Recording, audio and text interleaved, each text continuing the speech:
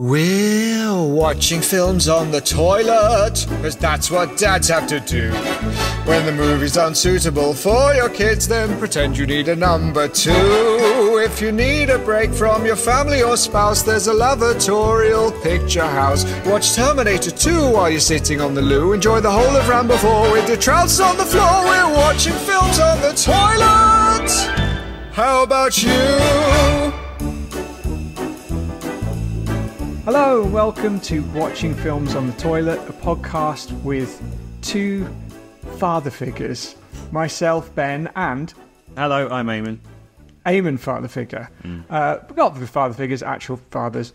We watch movies on the toilet because we can't watch them with our youngish kids, or we just don't want to. Don't want to, mainly. We don't want to, do we? We don't want to. It is awkward. Like, my son's getting a bit older now. I've got a 15-year-old son. There's still things I don't want to watch with him. Like a lot of 15 movies are a bit... no, I don't want to watch that with you. Experience it on your own. Yeah. Have a good time. And I'll do the same. Excellent. So today we are talking about Longlegs with old Nick Cage, Longlegs, directed by Oz Perkins. Came out a little while ago, didn't it? Mm-hmm. Are we going to address that, or are we just going to ignore the fact that we're late? I think dads generally are a bit late, aren't they? So I feel like we're being authentic. I agree. I think it's a new part of our MO. Yeah. Oh, more. But we might change our mind and watch something current. Yeah. Before we get to the movie, we've got a lot of important things to get through. A lot of business. We've got some, I know I've had some letters. Have you had some letters, Eamonn? I also have had some letters, yes. You've had some letters. Would you like to read one of those correspondence letters, probably regarding something we discussed last week? Yes, I would like to read one, thanks. Okay. Please read one. Dear Watching Films on the Toilet, hello, this is deceased actor Ian Holm. Or should I say, this is ChatGPT writing in the style of Ian Holm, as directed by his surviving family. We understand this conceit, yeah? Yes. Okay, good. Yes, yeah. Definitely got it. Good.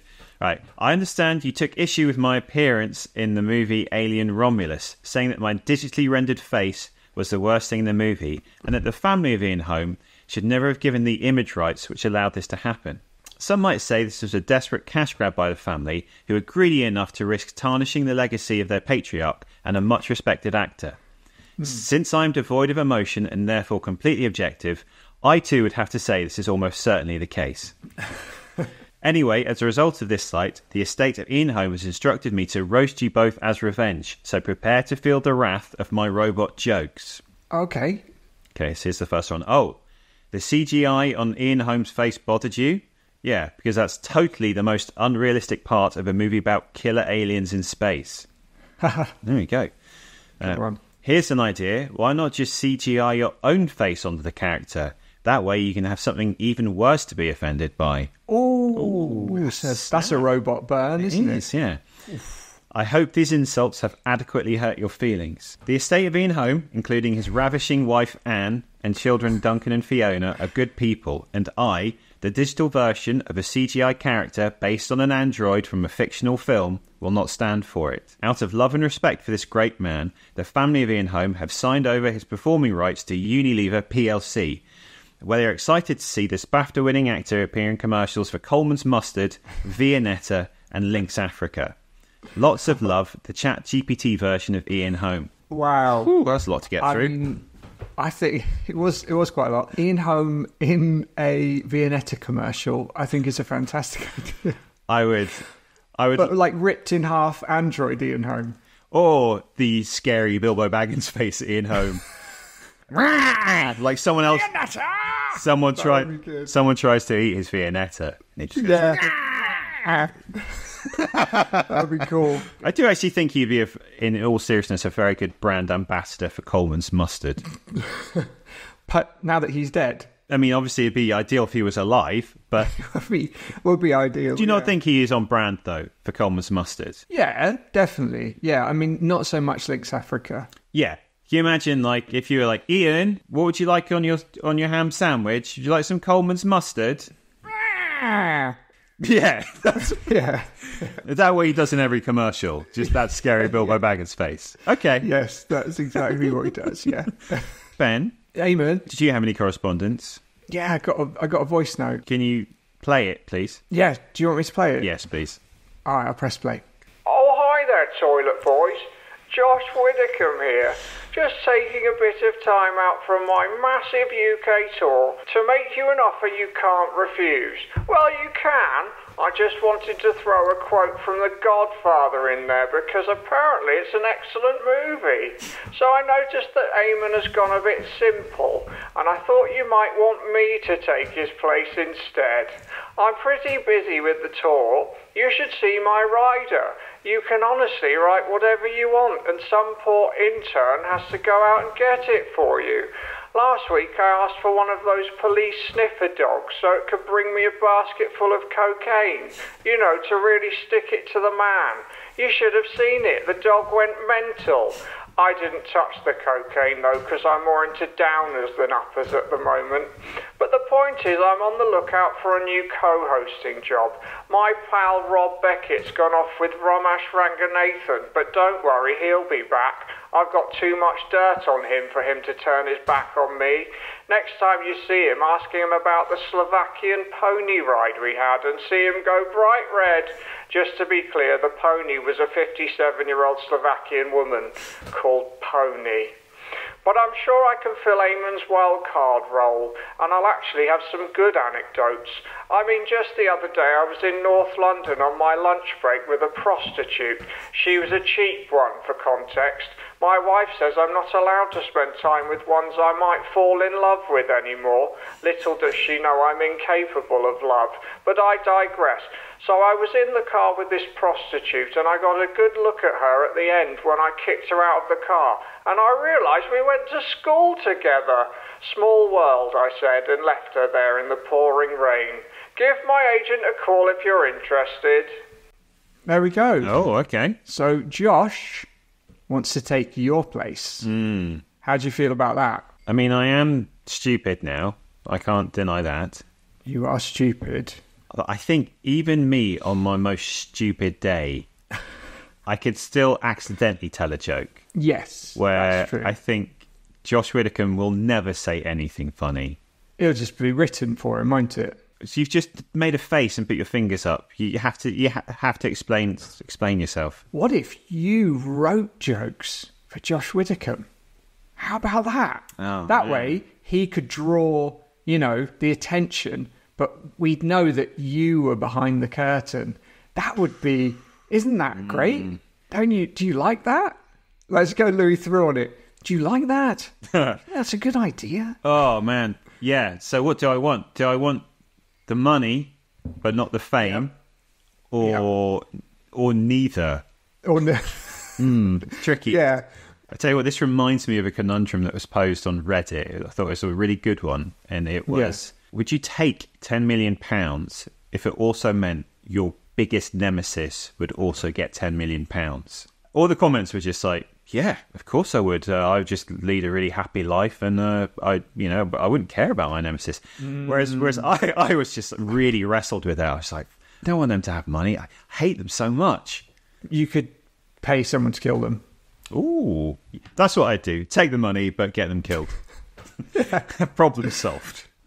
We've got some movie news. Okay, well, go ahead, Ben. Hit us with the movie news. So I read actor Wesley Snipes in an interview recently said that Michael Jackson wanted to be in Blade 2. Oh. Which would have been very interesting. So Wesley Snipes said, I've had some interesting conversations with Michael. Michael asked me if he could be in Blade 2. I said, Mike, what are you going to do? You want to play one of the vampires? He was like, no, I want to be Blade's friend. I want to fight with you. And then he said, oh, Mike, you've got jokes. And it never happened. But I was also thinking, if Michael Jackson was still alive, and, he'd have been cancelled. But if he was alive... yeah, I think he probably would have been. He would probably be cast in a Marvel movie because he's such a big star. Who do you think he could be? What superhero could Michael actually be? Like if he'd taken Robert Downey Jr.'s role as Iron Man, he could have been like, I am inevitable, hey, and then done a spin, bang. and then died, we all would have cried. I mean, who's the lamest character in the Marvel? Hawkeye? Not one of the women? One of the women is probably the lamest one. The way you said that, Eamon. Captain Marvel's pretty lame. She hasn't really... I don't feel like she's come into her own yet. Do you know what? I didn't watch the film. I think Alison Brie's a really good actor, but that character is sort of bulletproof. She doesn't have a thing. She's just... Well, she has a haircut. Do you remember she got a haircut? That is new. That was new, wasn't it? All she's got is the haircut. It used to be long, now it's short. We're going to get a letter about this next week, aren't we? I hope so.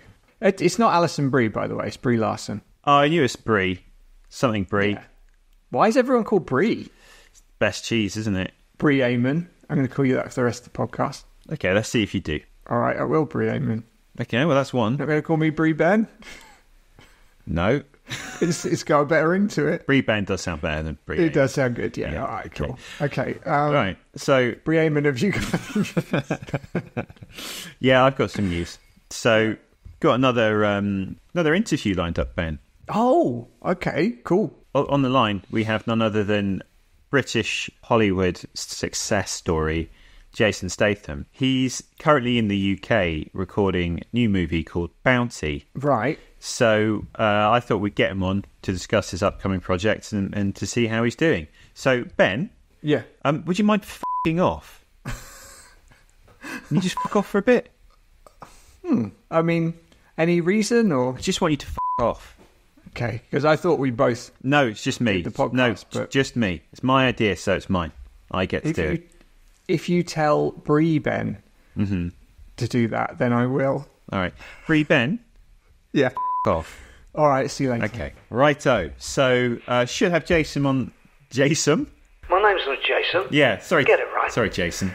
Should have Jason on the line there. How are you? It's not a very good start, is it? Terrible start. I'm very well, thank you. I've had my morning fruit.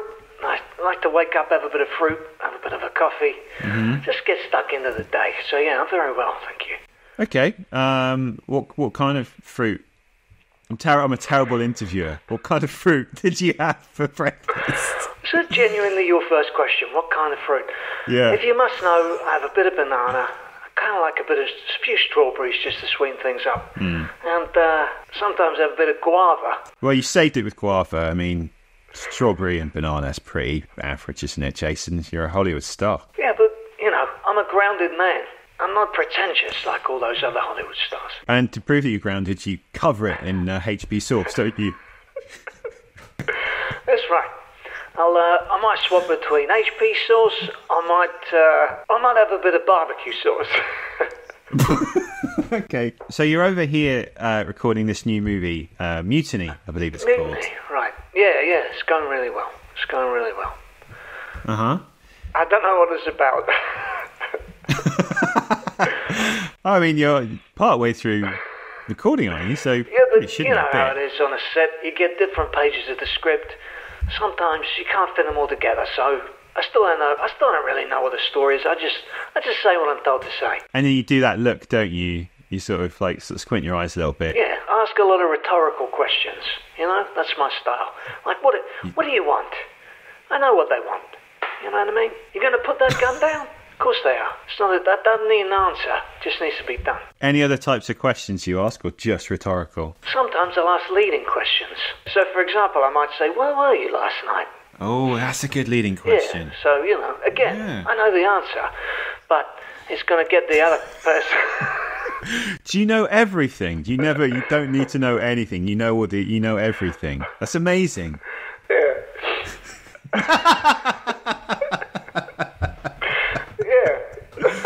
Yeah. Okay. Yeah, I know most stuff, yeah. Most people first are introduced to you in the lock, stock, That's right. smoking Yeah, barrels. that was my breakout role, yeah. Obviously, films like The Beekeeper and The Mechanic done hugely well. What is it about movies like that? Why do you think they've done so? What makes them resonate? People tend to like movies they can relate to. And in the case of those two, most of my other films, they're named after jobs. So Beekeeper and Mechanic, Yeah. they're two jobs.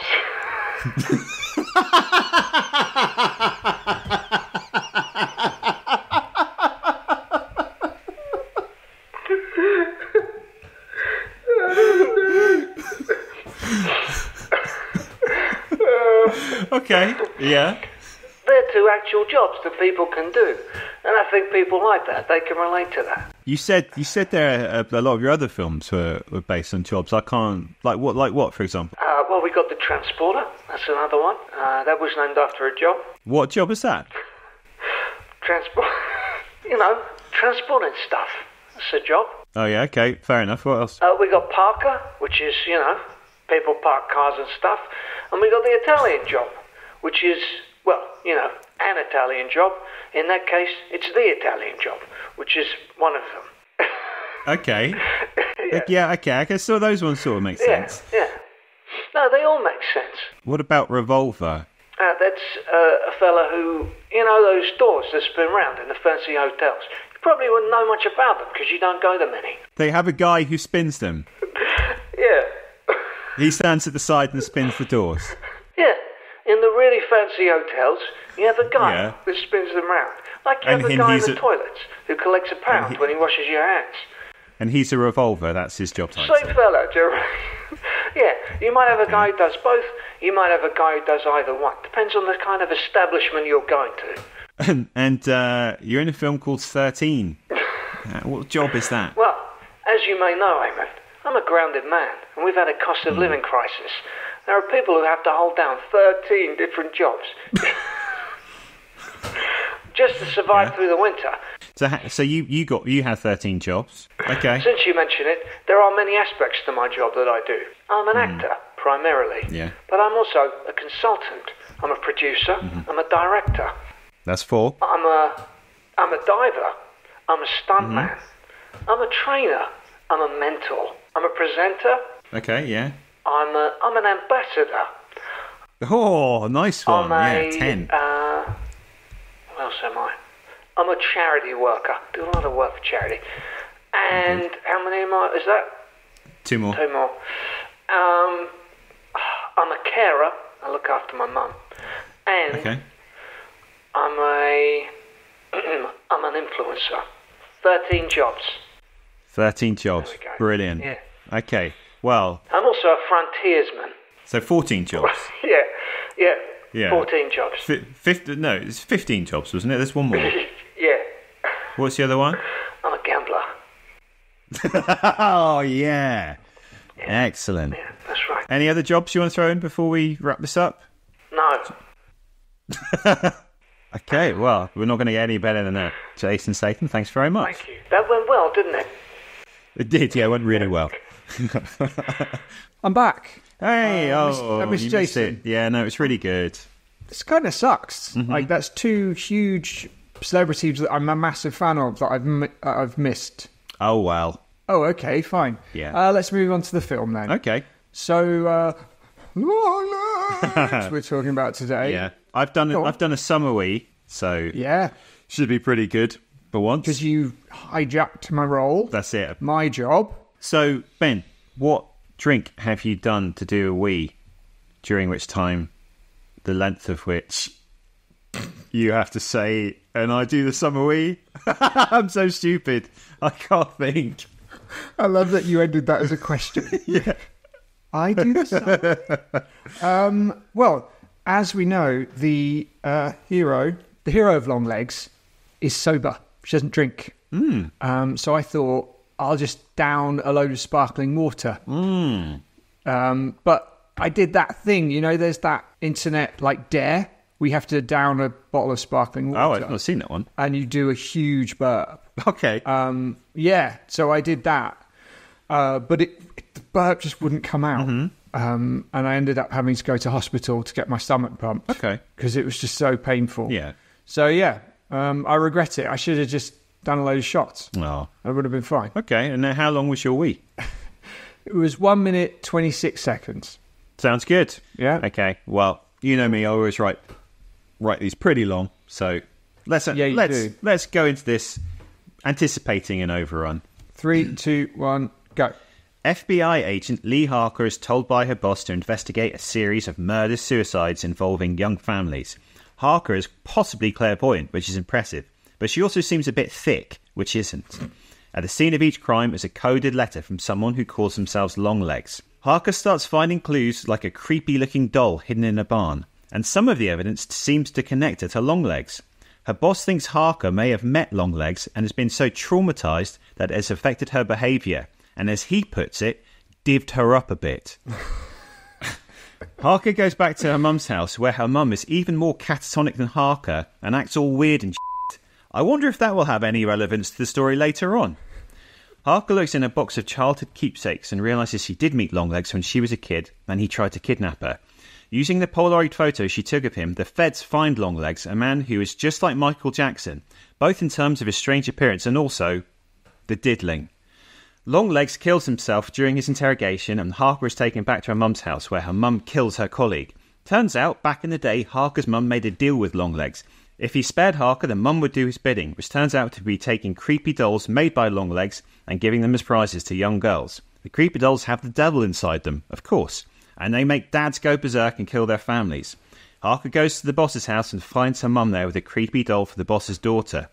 The boss kills his wife, and Harker kills her boss, living out the fantasy of every working person ever. So yay! She also has to kill her mum, so boo. But she saves the daughter, so yay! The end.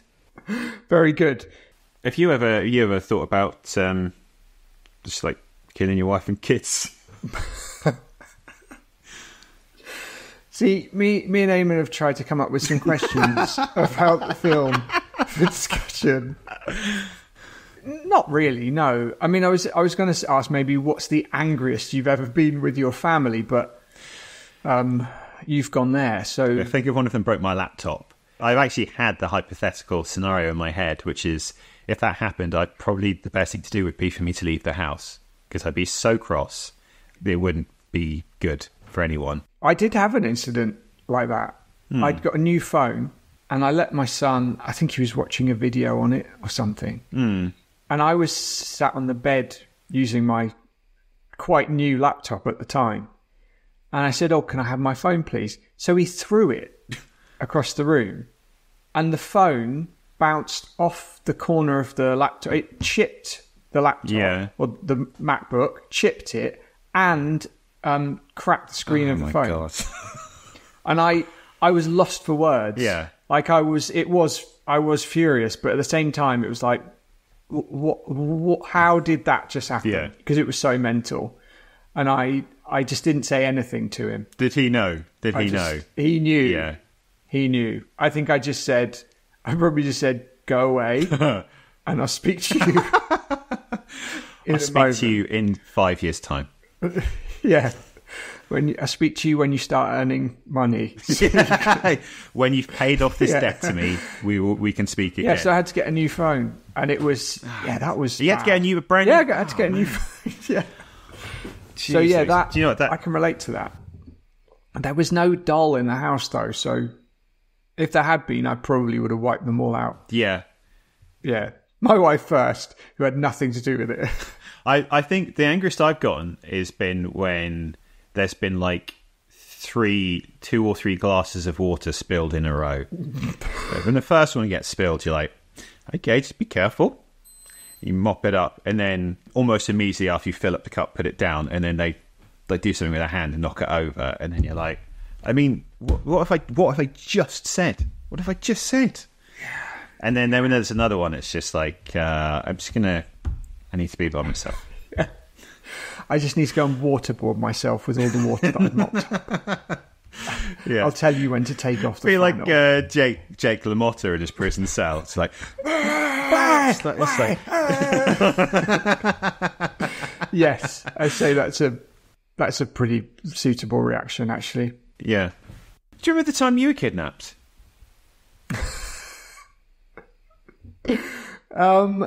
It wasn't a kidnapping. Definitely. I know we talked about this before. Yeah. I was watching this, and I was just like, man, Ben's going to have so much to talk on this because he was kidnapped.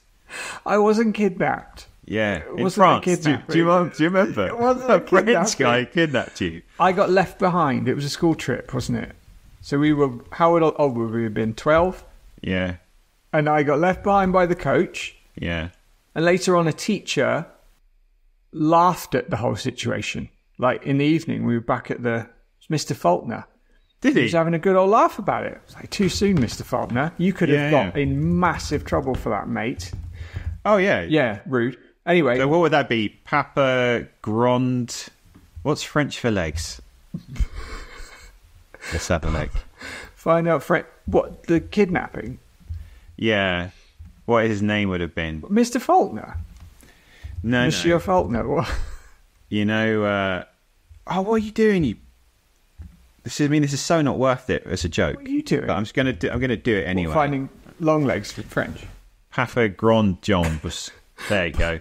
Papa Grand Jean. Pointless. Anyway, yeah, so I got left behind. I didn't know what to do. So I spoke to this very old French lady. I think she understood a bit of what I was saying. And she got her son to drive me, I don't know where he drove me, back to the coach or whatever. That bit you've blanked out. So I did get in someone's car and got driven somewhere, which was awful. But I didn't know what else to do. I've been left behind. I wonder now, like, if that happened, like, if the reverse happened, if I was just, like, walking about and some random French kid was just like, I'm lost, I would never put him in my car. I'd be like, oh, well. Yeah, let's walk. Yeah, well, let's just stay put. Maybe, hopefully someone will come and get you who's lost you. You know what, take him to your house, give him a cup of tea? Sit in the basement. Yeah, cup of tea in the basement. Well, do you know what? I think that's mobile phones now to save a lot of those potentially embarrassing moments. Officer, this is all a misunderstanding. I've not kidnapped this French child. No. I like the jovial way that you're addressing the officer. Oh, officer. You're not going to believe what's happened. This little lad here. Oh, he's fine. Honestly, he's fine. He's fine. Tell him you're fine. Tell him you're fine. I didn't kidnap him. Oh, man. Do you think Longlegs was based on Michael Jackson? The makeup. It's crazy, wasn't it? Yeah, like, bad? The Michael Jackson song. Oh, yeah. It was like that, yeah. Those were Michael Jackson noises, weren't they? Yeah, that was really good. I couldn't work out if the makeup was deeply unsettling or just a bit rubbish. Yeah. I don't think I've ever seen anyone that looks like that, except for Michael Jackson. Yeah. They went all in on it, didn't they? That's what I kind of like that about Nicolas Cage. It's just like, I'm not going to do this subtly. No. I'm going to make this absolutely fucking insane. He's not a subtle man. No. It was mental. Mm-hmm. I think Michael Jackson feels like the biggest inspiration. I was trying to think of actors who, like, just someone with a massive face. Is there any actors with really big faces? Gary Busey seems to have quite a big face. Busey has a big face, and Busey actually looks a bit like him. Gerard Depardieu, like face. Now, he has a big face. Ooh, a big old face. But I guess he was so pale, and yeah, I guess it could be that he'd had work done that went wrong. But he then looked exactly the same at the beginning of the movie, which must have been like 20 years later or something. But it was weird. Yeah. If your boss... Yeah. So if you went to your boss's house and your boss's child invited you to a birthday party, would you go? I would do that thing. I'd just obfuscate. I'd be like, "Oh, that's so kind. Yeah. Oh, I'd love to. Let me just check. Let me have a check. I'll have a chat with your dad about it." What if your boss stood there and just gave you a look like you have to come? Yeah, it's a pretty party, wasn't it? It was like just the three of them plus a nun. And homicide. I suppose that is worse, isn't it? Than the poor. Yeah. Homicide is worse than the poor turnout. I think we can all agree on that. It's worse than a nun. Yeah. I would say. Yeah. Yeah, slightly worse. They could have had some murderous party games at least to jazz it up. Oh, they could have played Hangman. Very, very clever, Eamonn. Very clever. Yeah. They could have hung up the wife like a piñata and just bashed her until sweets came out. Okay, yeah. A mum's full of sweets. Yes. If they've eaten a load of sweets, they would be. Yeah, that's true. Bobbing for apples, but you drown. Oh, someone pushes your head under. Yeah. But if you get an apple, you can come out. So drown or get an apple. It's just those two choices. It's kind of like the witch trials. Like if you're a witch, you'll sink. No, other way around. That is high stakes for a game of apple bobbing. It is. If you don't get an apple, you can die. Party games need higher stakes. They're boring. I suppose they do. Like having an actual time bomb inside Pass the Parcel. That way you're like, Jesus Christ, you got to, whoa, I don't want it. You know? Yeah. And then what the prize is a grenade? The prize is you don't blow up, Eamonn. Okay. Yeah. Well, the prize is you live. I'm just saying, it was a really boring party and it could have been more fun. What's the worst party you've ever been to? I think just like kids' parties are so boring. I remember taking my son to kids' parties when he was a lot younger. And he didn't want to join in at all. Like they'd all just be running around dancing and he didn't want to join in, which was kind of like embarrassing. And it meant I just had to stay there.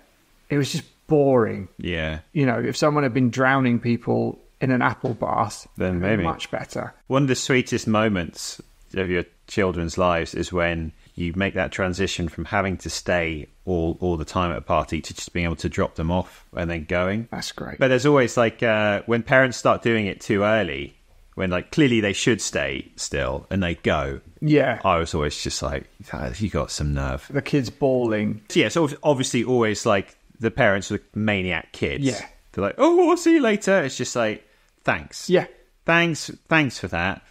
Just because your kid is awful and you can't bear to look after them for 2 hours. Thanks for giving me that responsibility. That's why the really badly behaved kids are never ill at school.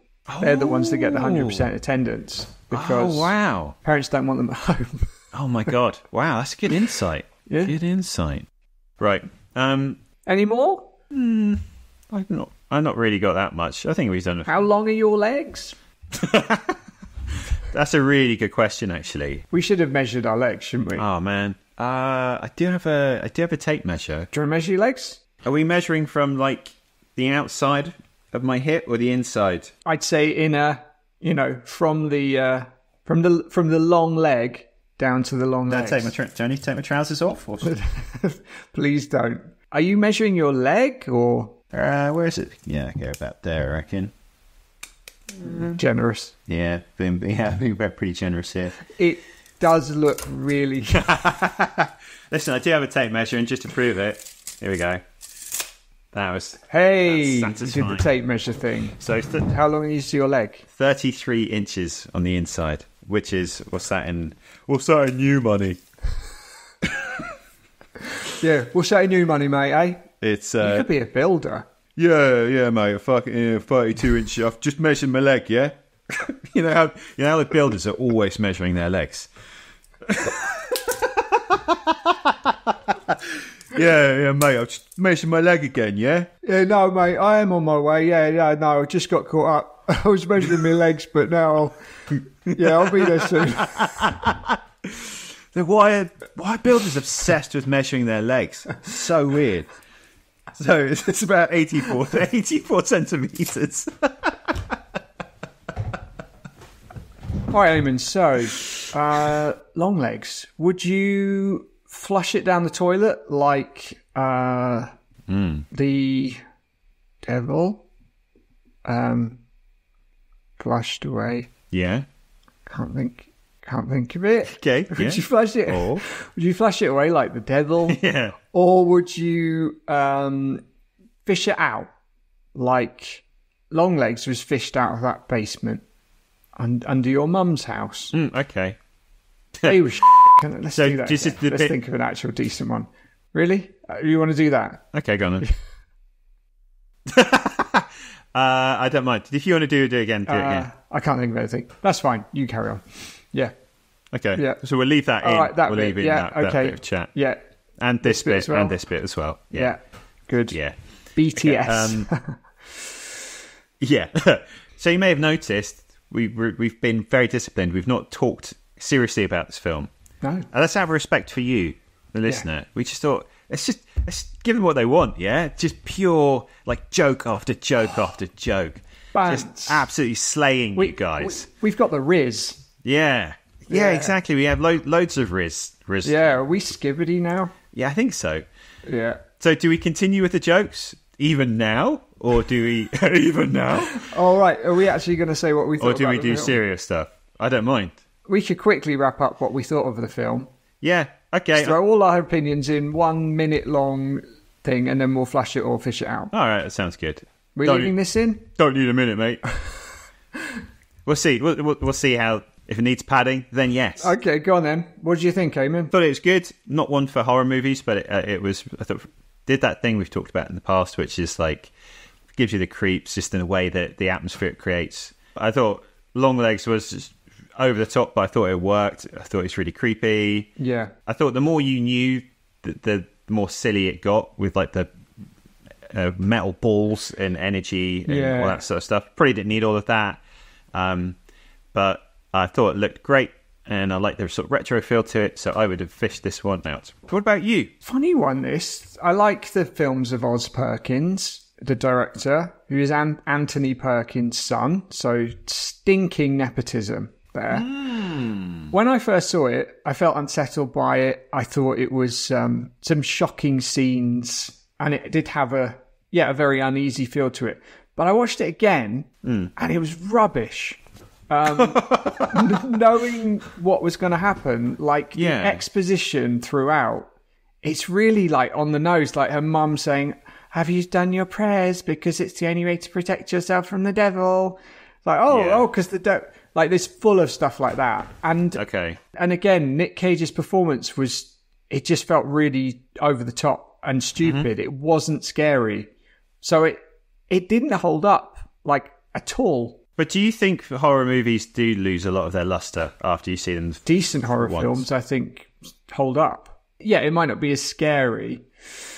So, a lot of not very good dialogue with no soundtrack, and then something really shocking would happen, and you go, oh, that'll keep me going until the next shocking thing. And, images thrown in there that are a bit creepy. It's a tough one, Eamon. I did like it the first time I saw it, but was it just the shock value? I think maybe it was. Mate, what's your gut telling you, mate? Not being funny. I got to measure my legs, but I think I'm going to flush it. Ooh. Yeah, because it really did not hold up on the second. Is this the first time this has happened, where I've fished and you flushed? I think it might be. Might be. Yeah. Might be. We've got over the soft reboot hurdle. Yeah. We're now into new territory. I think also because I'm stupid now, I think my bar is much lower. Yes. Yeah, mine's higher. I'm like peak. Yeah, peak. This is peak. Yeah. This is peak Brie Ben. Peak Brie Ben. So I'm flushing it, which means it does get flushed away. Longlegs. Not going in second. Farewell. Oh well. All right. Oh well. We're pushing away. Bye.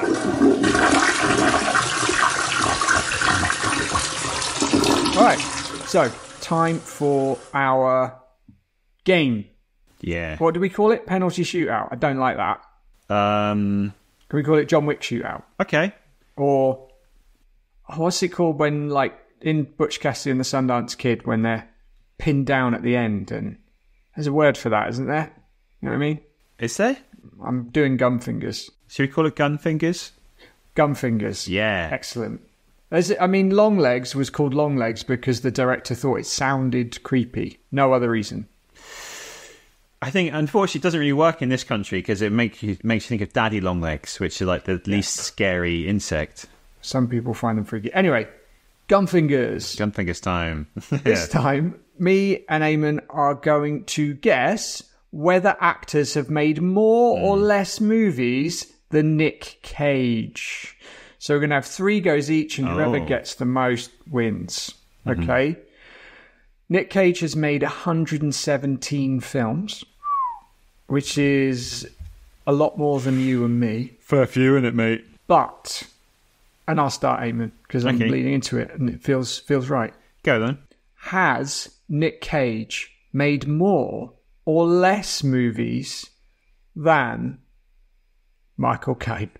I'm already go with my heart on this one. Telling me Michael Caine's made more because he's one of them old fellas. You think that I've made more films than Nicolas Cage? You're right. I have. Well done, Eamon. Is he crying? Is Michael Caine okay? He's very emotional right now. Master Wayne, if you do... Michael Caine has made 130 films. Oh. Over to you. Pew, pew. Okay, do we have to do gun fingers and make that noise after each question? Is that a format point? It's up to you. I chose to. It's in your. The ball is in your. The gun is in your court. Yeah. Okay, has Nicolas Cage made more or less films than John Goodman? That's a good question. I mean, John Goodman. John Goodman. Feel like he's done a lot, John Goodman. I think Nick Cage made more. You're correct. John Goodman has made 96. And he's been a very different size in all of them. Which I like. I like my actors to change shape. That's one of the things I look for in a good actor. And your men. And my men also. Yeah. All right, Ben, over to you. Has Al Pacino made more or less movies than Nick Cage? Oh, that's another good one. I made a lot of movies, but this is it now. I think he's obviously very prolific, but I'd say he's made less. I'd say Al Pacino's made less than Nicolas Cage. I made 66 movies. Is that all? Enough. Yeah. Well, I mean, that's still. I didn't think it'd be that few. Didn't think it'd be that few. So yeah, you are on a roll. On a roll. I'm on a roll. Okay. Has Susan Sarandon made more or less films than Nicolas Cage? Ooh. Susan Sarandon. I'm going to say she's made less. Wrong. Oh, no. She made more. More. She's done more. She's done 170, if you can believe that. Mate, she's done more. Yeah. Okay, you're winning. So this is the last chance. Mm-hmm. You ready? Yeah, I am ready. Harvey Keitel?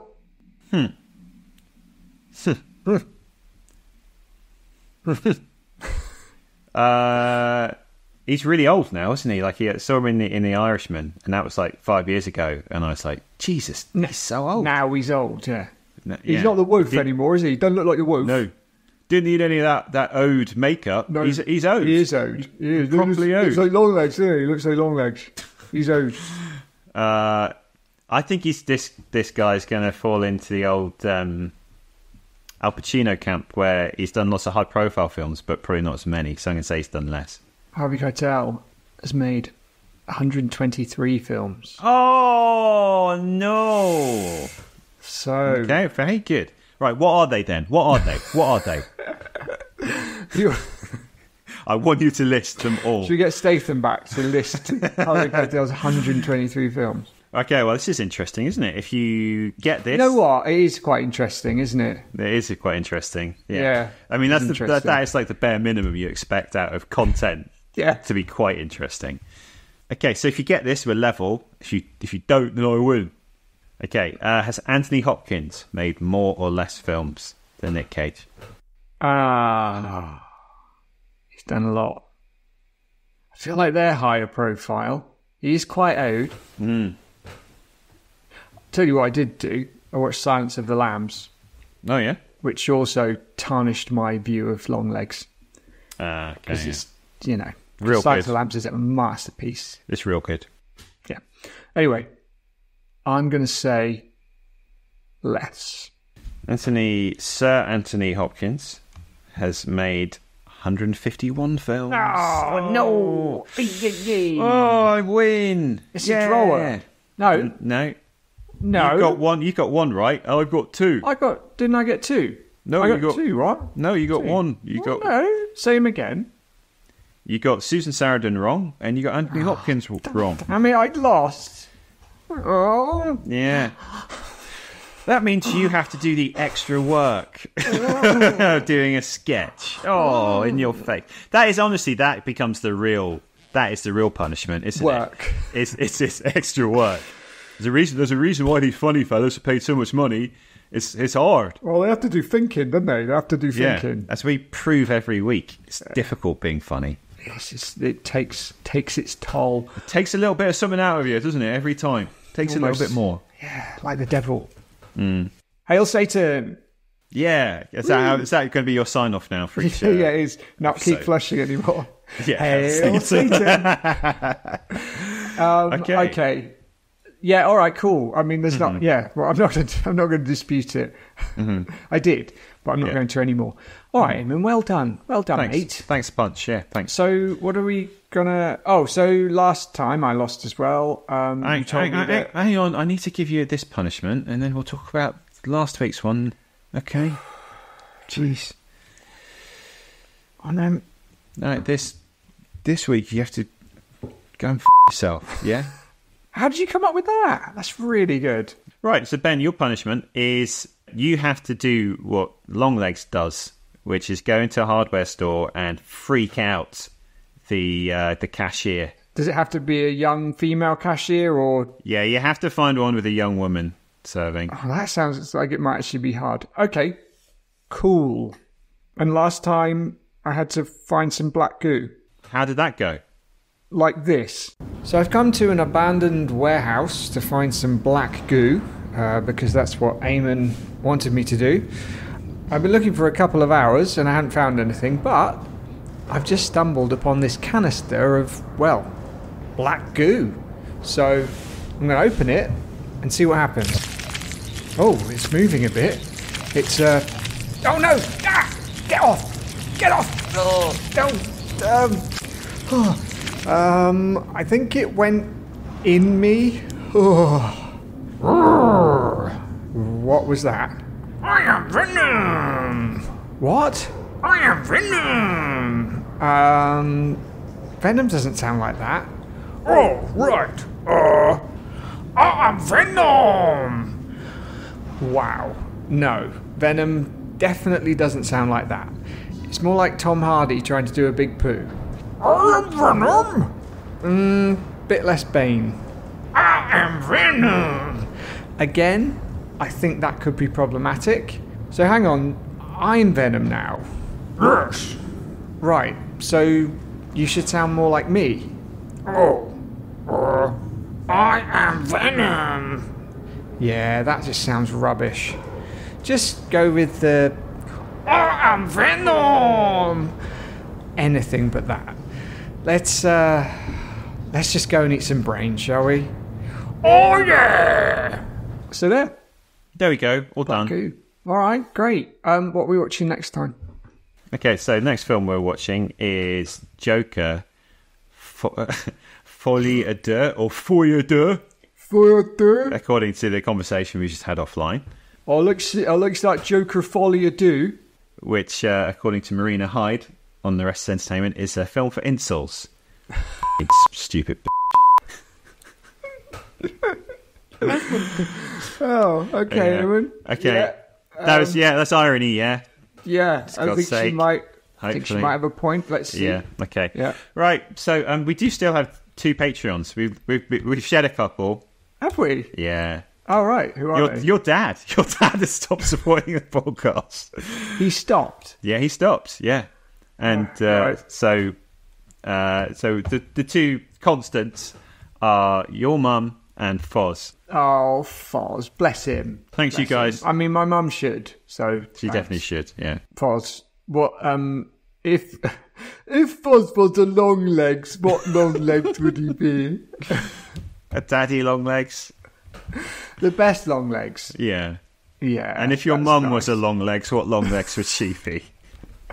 A mummy Longlegs. That's actually a good answer. Okay. Excellent. All right. Well. All right, Brie Eamon. Let's right. say goodbye. All right. See you next time. Keep flushing. Hail Satan!